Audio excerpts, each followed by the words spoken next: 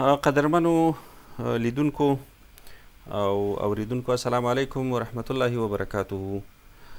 بیا هم له تاسو سره یو او د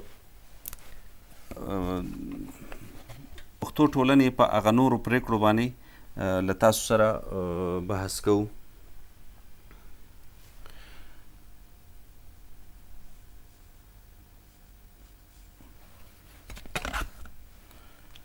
ښه، لکه څنګه چې په تیر درس کې وویل شول چې یو شمېر پرېکړې وې چې هغه د پښتو ټولنې په دویم سیمینار کې شوې وې چې هغه د نون مسله وه، د زه مسله وه، د زه ته چې حمزه به نه ورکوو، همدارنګه د الف مسله وه، همدارنګه د واو مسله وه، او د ژوند او ژوند مسله وه چې منل شوې برخه یې ژوند و، او د وې مسله وه ویل او دا مسله وه. نو موږ د همدې په دوام باندې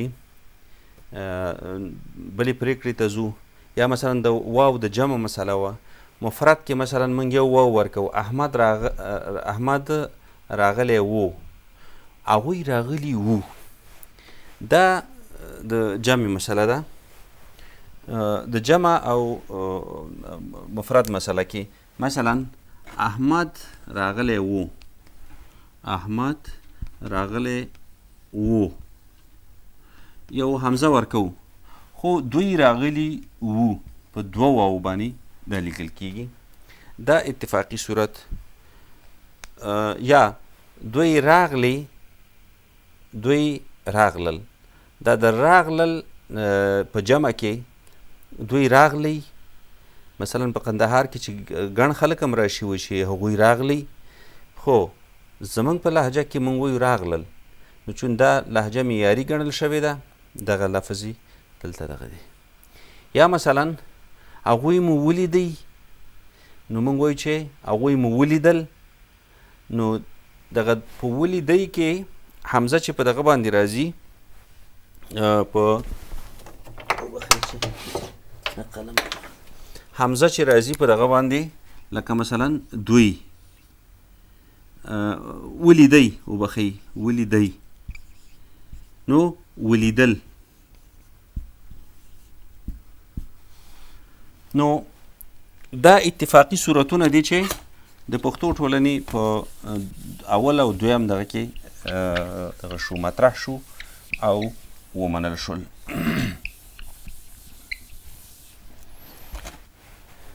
ها، همدارنګه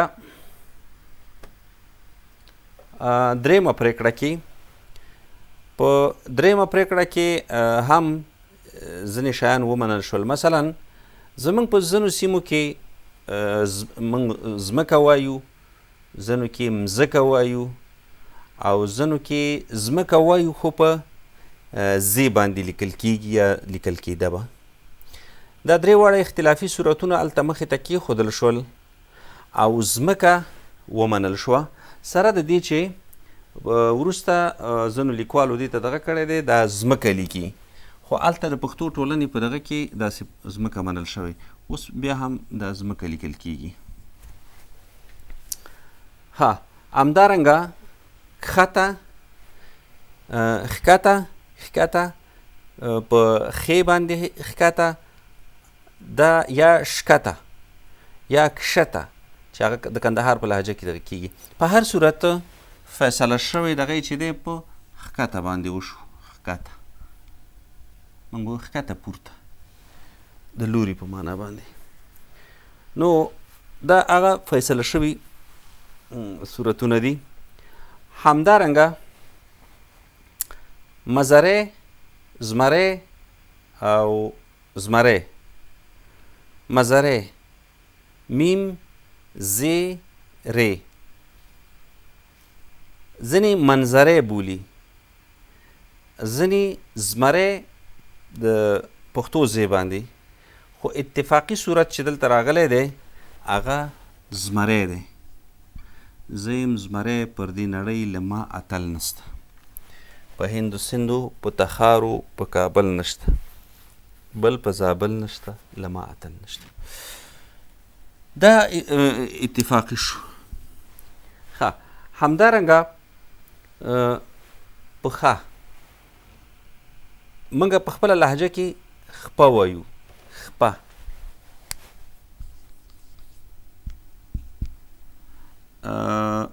د کندهار په لهجه کې دا پشه دی، پشه،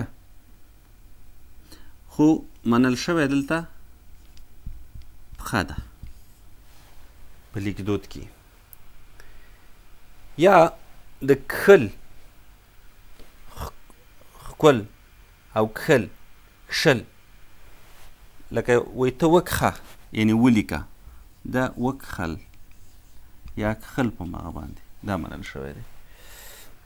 یا ځینې دغو کې روز، د وردګو په لهجه کې روز، دا ورځ ده او په ډېرو لهجو کې ورځ ویل کېږي، اتفاقي همدا ورځ شوه. دې ته کتل شوي چې څومره دا په ډېرو لهجو کې دغه شوی دی، یعنې یو فورمول یې ورته وضع کړی دی او دغه فورمول په اساس باندې دا دغه مخې ته راغلی دی. همدارنګه موږ د باړهګلۍ په سیمینار کې هم ځینې دوه سیمینارونه شوي په باړهګلۍ کې، په هغې کې هم ځینې پرېکړې شوي دي. د هغې پرېکړو په اړه باندې هم غواړو چې یو لنډ نظر دلته تاسو ته درکو او تم شو پې.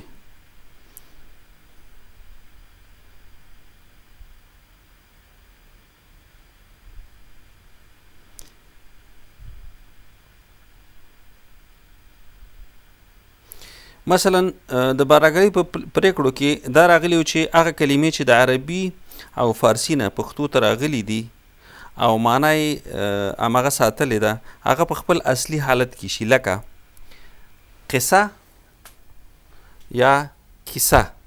موږ ډېر کیسه وایو، خو دا باید وایي په همغه شکل باندې وساتل شي، یعنې په همغسې. یا کمیسه، قمیص دی که نه، دا اصلا موږ دلته دغه کړی دی، سره د دې چې اوس موږ دې پرېکړې ته به ښایي ډېر احترام هم نه لري، کمیس کمیس لیکو، خو په باړهګلۍ کې داسې فیصله شوې وه په هغه نهو پرېکړو کې چې هغه توري چې موږ ته د دغه نه راغلي دي هغه باید په همغه حالت کې په همغه حالت باندې ولیکل شي. مثلا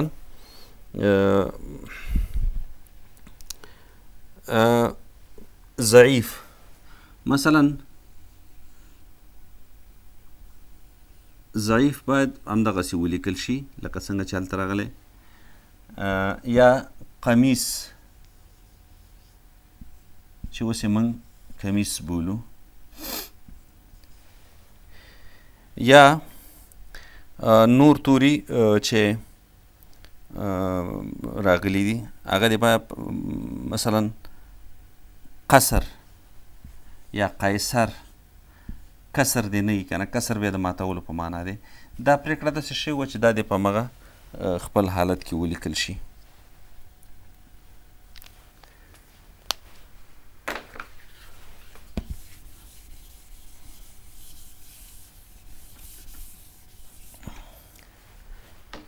همدارنګه هغه کلمې چې په آخر کې زور لري هغه په هی باندې همدغه د تانیث په هی باندې ولیکل شي، لکه د مذکر او مؤنث دغه چې د تانیث علامات پکې مثلا په آخره کې زور لري، هغه به کم دغه چې زور لري چې د لکه مخکې مثال موږ ورکړ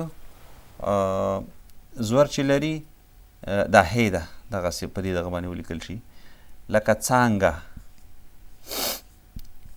یعنې څانګه دې ونه لیکل شي، څانګه دې ونه لیکل شي. څانګه دا دغه دی، معیاري شکل دی. همدارنګه هغه کلمې چې دغه د بې د تانیث مخصوص علامات ولري، لکه په پښتو کې نشته دی، مثلا دا باید هغسې رانه وړل شي.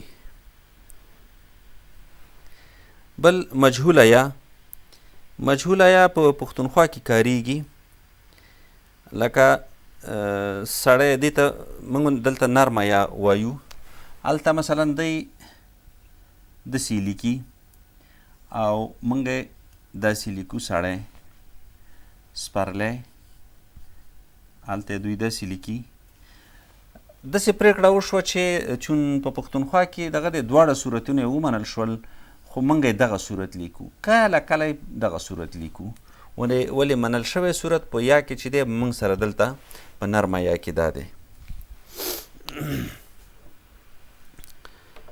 همدارنګه ځینې نورې پرېکړې هم هلته شوي دي د باړهګلۍ په دغه کې لکه معروفه یا لپاره به دوه څنګ په څنګ ټکي لیکل کیږي لکه څنګه چې زمونږ څرګنده یا ده په دې باندې کوزنو هم را سره اتفاق کړی دی چې څرګنده یا همداسې څنګ په څنګ دوه ټکي واخلي لکه مخکې سړی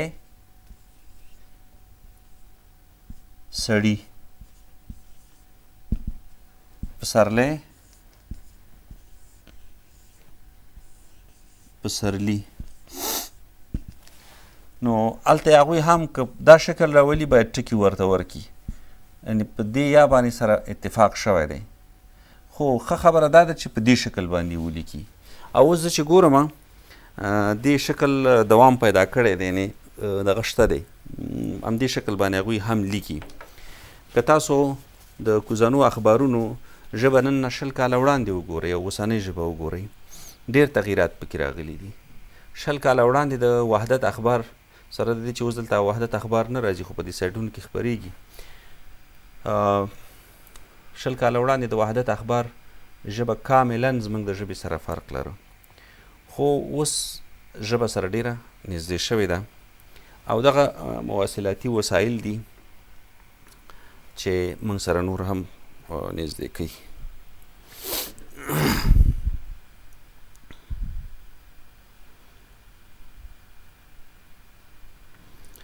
ښه همدارنګه معروف یا خبره خو مو کړله چې ټکي به اخلي همدارنګه د تانیث یا هغه یا چې موږ یې په اصطلاح لکۍ لرونکي بولو یا نوموالی بولو د دې په آخر کې به د تانیث د علامو په لړ کې دا یا به پکې دغه به پکې راځي لکۍ به پکې اخلي مثلا کوچنی کوچنی کبلی سپلی او داسې نور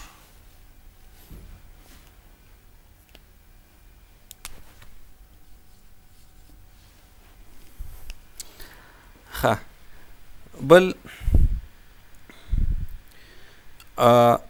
کړواله هم ومنل شوه د فعل لپاره چې کومه یا کاریږي لکه څنګه چې موږ نوموالی او کړوالی کارو په دواړو صورتونو کې موږ لکه څنګه چې موږ کارو هلته هم منل شوي دي ځکه د دې په خاطر باندې چې توپیر وشي که توپیر ونه شي نو دا بیا موږ ته مشکل پیدا کوي مثلا دا که لکۍ ورکو دا کړی شوه او که حمزه ورکو پاس کړی شوه نو د کړی او کړی ترمنځه توپیر شته دی نو دا د باړهګلۍ په سیمینار کې هم ومنل شوه دا بله پرېکړه وه چې هلته ومنل شوه ښه همدارنګه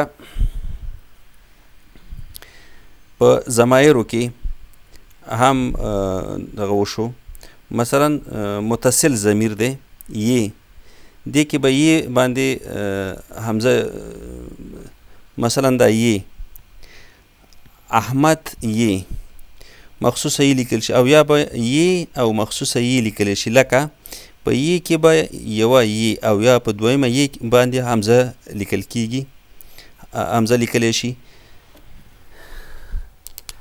سره د دې چې دلته دا موږ په دې شکل نه لیکو کتاب یې راوړ مثلا موږ وایو چې کتاب یې هغوی وایي چې دلته داسې کیږي خو دلته بیا موږ دغه ورکوو هلته دا شی منل شوی ښه همدارنګه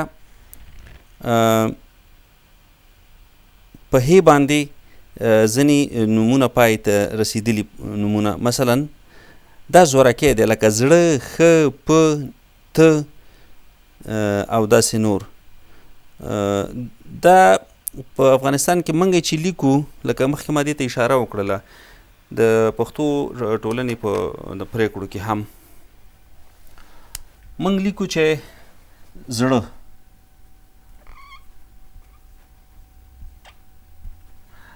دا اصلا دا زورکی دی، دا علامه ده. او ته، په، دا ټول زورکی دي. دا دغسې یو دغه یوه نښه باید ولري، خو موږ دلته نه لیکو. موږ اصلا د کلام او د کلمې د سیاق نه په دې باندې پوهېږو. هلته په پرېکړو کې دغسې راغلی وه. یا ځینې نورې پرېکړې هم وې چې په بړاګلۍ سیمینار کې راغلي وي. هغه دا دي چې دغه د کښېناستل یا نښه، بخښل او داسې نور ټکي په همدغه رنګه لیکل کېږي. دا هلته په پښتو ټولنه کې هم دغه شوي وه، منل شوې وه. مثلا کښېناستل دا منل شوی چې ځینې اوس دغسې لیکي.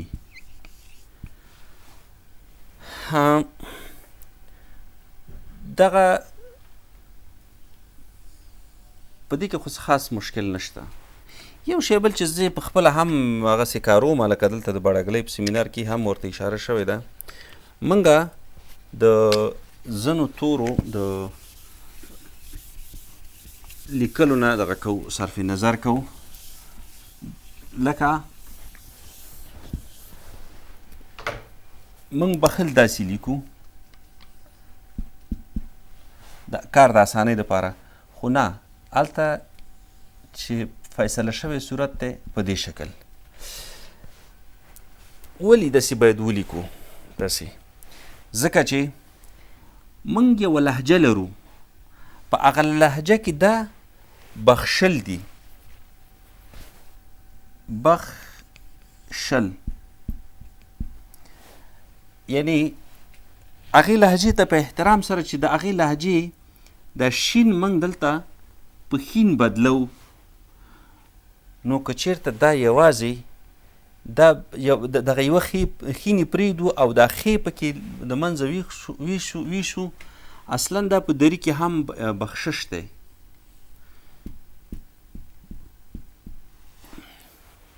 نو لہذا موږ دا یوه خې چې زموږ پکې ډېره ضرور ده، دا پکې موږ د منځه وړو. ولې ویسو؟ باید دغې صورت ته دغه ورکو، ترجیح ورکو.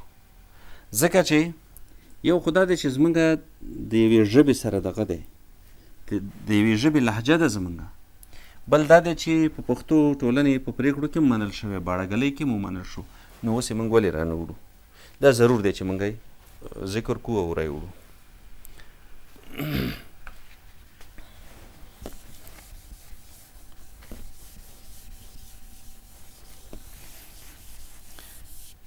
لیکدود رښتیا هم ډېره داسې یو دغه مسله ده، تخنیکي مسله ده، خو موږ باید ورته ډېر پام وکړو. سره دې چې زموږ د جنوبي لهجې ځینې ورونه دې خبرې ته دغه نه کوي، کله کله ځینې لیکنې هم کوي، خصوصا دغه د سو او د شو په خبره کې موږ سره ډېر کلکېږي. یا د پوزه او پزه، په دې باندې هم د رښتین صاحب او د رشاد صاحب ترمنځ مقالې دغه شوې وې چې رشاد صاحب ویل چې دا باید پزه شي ځکه موږ پزه وایو، رښتین صاحب ویل چې نه پوزه. هغوی اوس هم پزه لیکي، موږ یې پوزه لیکو. بیا رښتین صاحب پکې یو دغه دام کړی و چې هغه چې لوړي هغه دي پوزي او هغه چې چیتي هغه دي پزي. په هر صورت ځینې شیان داسې دي چې باید ویې منو او سره اتفاق پې وکړو. که اتفاق پې ونه کړو بیا زموږ ستونزه نه حلیږي.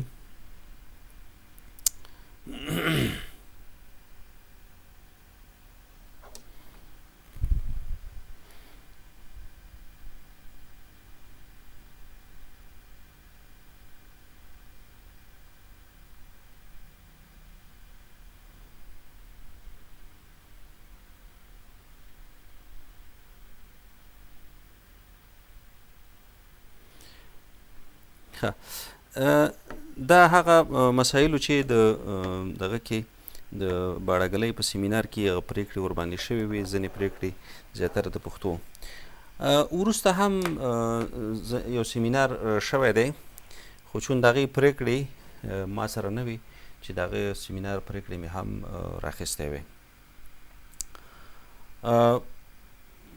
لکه څنګه چې مخکې وویل شول، څو شیان په ژبه کې ډېر زیات مهم دي چې د هغې د جملې نه یو هم لیکدود دی. پښتو وړاندې نه هم ځینې لیکدود دغه لرل، مثلا د خوشحال په وخت کې هغې زنځیرۍ په نوم باندې، یا پیر روښان هم د خپل لیک لرلو. د خوشحال لیک یوازې په هغه خپله کورنۍ کې پاتې شو. ځینو ټولنو کې د لیک د بدلیدو کوششونه هم شوي دي. په وروستیو کې چې فونیمیک الفبا پښتو ته راغلې ده، دا داسې زر نه عامېږي.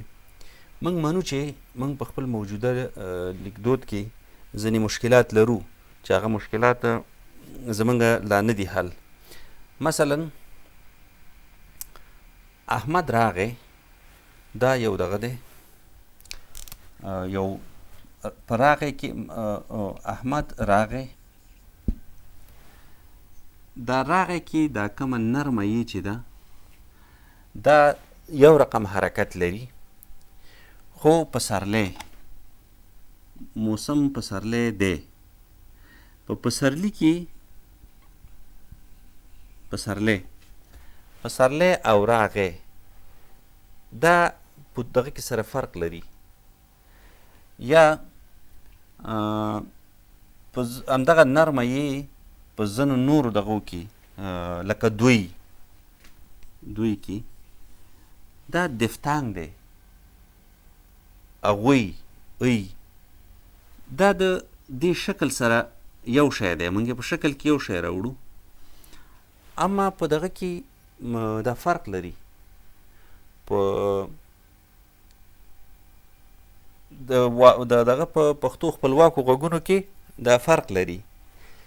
مثلا دا خپلواک غږ دی، دلته دفتانګ دی، غبرګ غږ دی، د دوو دغو نه دغه شوی دی، رغېدلی دی، اما او دلته د تونګ سره توپیر لري.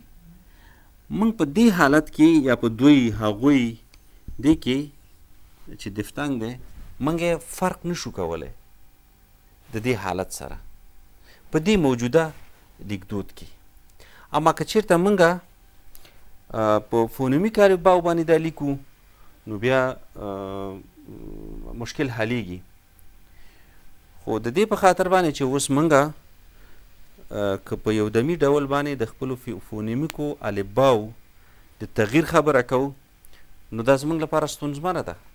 موږ داسې زر نشو کولی چې داسې تغییر ورکړو، په څو لحاظه یې نشو کولی. یو خو دا دی چې زموږ د پښتو اوسنۍ د الفبا چې دي، اوسني توري، دا موږ په عربي باندې خپل 8 توري ورزیات کړي دي، او هغوی دپاره مو ګرافیمونه ټاکلي دي، غږونه دي، بیا مو ورته ګرافیم ټاکلی دی. په تېرو دغو کې بحثونو کې مې په بحث کړی، مشخص پښتو توري تشریح کړي دي، یاګانو باندې م خبرې کړي دي. دوباره یې بیا دغه ته حاجت ډېر نشته دی، هغه درس زموږ مخکې تېر شوی دی. خو دلته موضوع ته سره په تړاو باید موږ دا خبره وکړو چې زموږ د لیک ستونزه داسې زر نه حل کېږي. هغه وخت کې حل کېږي چې یو موږ خپلې ټولې لهجې ثبت کړو. کله چې زموږ ټولې لهجې ثبت شي، دا ستونزه بیا زموږ حلیږي. دا یوه موضوع ده. او بل دا دی چې په موجوده وخت کې چې کوم توري موږ دغه کړي دي، مثلا ځینو تورو ته لکه څنګه چې فونیم دی، هماغسې ګرافیم هم دی، ستونزه ورسره نه لرو.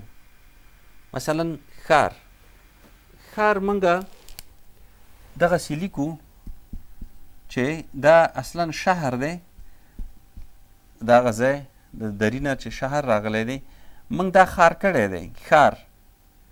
خو د دې ښې سره دا باید فرق ولري، ځکه دا ښار ازغی دی، او دا چې دی ښار دی یا مدینه چې ورته وایي سیړي.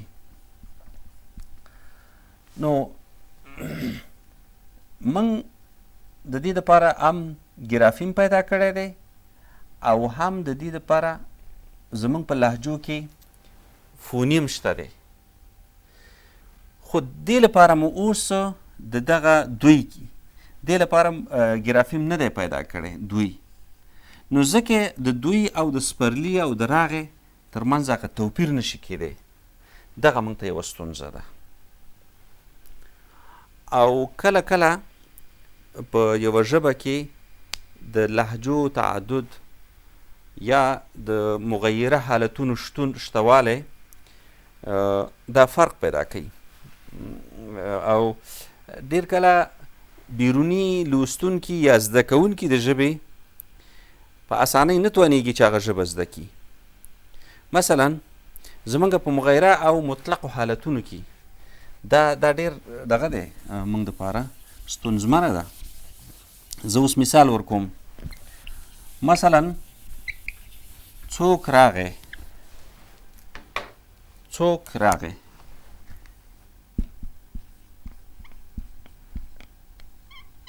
راغی، چا وویل، څوک ویروي،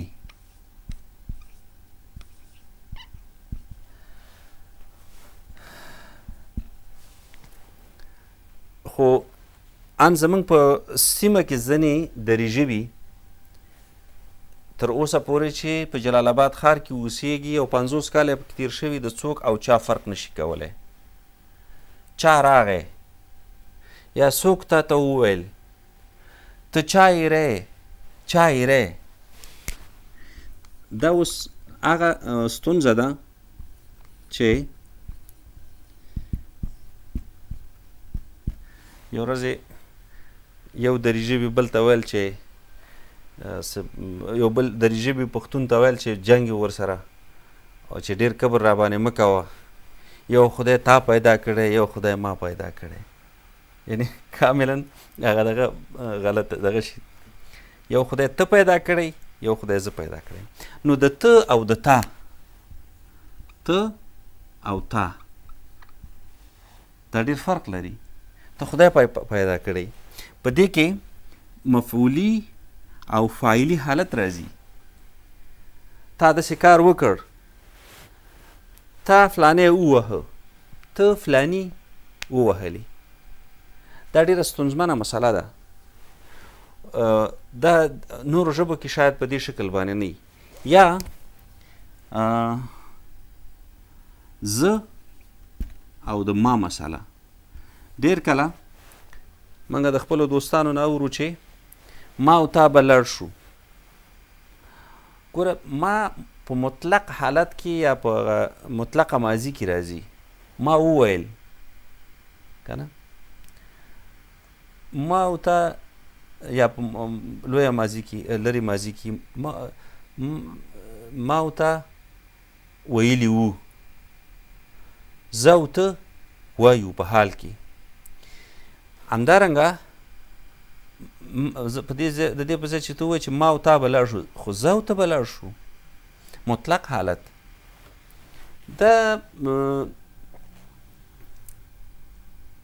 د ژبې دپاره د تعمیم دپاره لږه ستونزه پیدا کوي چې د ژبې هر ویونکی نه دا ورته ډېره مشکله ده.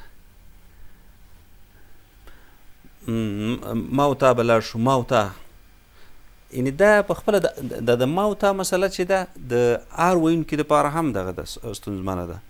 اوس که ته ورته ووایې چې دا ته تې لرې که، آیا ته کله داسې وایې چې ما به لاړ شم، خو وایه چې زه به لاړ شم. دا دې ته داسې یو غلطه مشهوره شوې قاعده وایي چې شوې ده. یا په نورو ډېرو حالتونو کې چې یو ټوکه به وکړم، زموږ یو دوست و، هغه ما ته ویل یو ورځ چې دغه یې راته کوله، ټوکه یې راته کوله چې ما ته ویل ببرک جان و یو سړی و مونځ یې نه کوله، یو سړی و مونځ یې نه کوله. بل ورته ویل چې که ته مونځ نه کوې بیا مشکل درته پیدا کېږي چې دا سجده یې کېښودله ټک شي چې لړه مې وخوړله، یعنې ټک شي چې لړه مې وخوړله. دا په دې نه پوهېده بېچاره، سپین ږیری سړی و، هم د دې جلال آباد د شاوخوا و، یعنې ټک شي چې لړه مې وخوړه، ټک شي چې لړه مې وخوړله. دا یو ډول زموږ د ژبې مسله هم ده، یعنې دا قواعد زیات دي، مغایره حالتونه زیات دي. نو موږ د هغه خلکو نه چې هغه دغه د نورو ژبو ویونکي دي او د ژبې ار ویونکي نه دي، د هغوی نه مو دغسې لاره هم غلطه کړې ده. نو په هر صورت ډیره مننه چې دغه بحث کې را سره مل وئ. کور مو ودان، خوشحاله اوسئ. انشاءالله موږ به خپلو درسونو ته دوام ورکوو او راتلونکی بحث به هم زموږ د لیکوالۍ په یو بل اړخ باندې وي. هیله ده را سره اوسئ. ډیره مننه.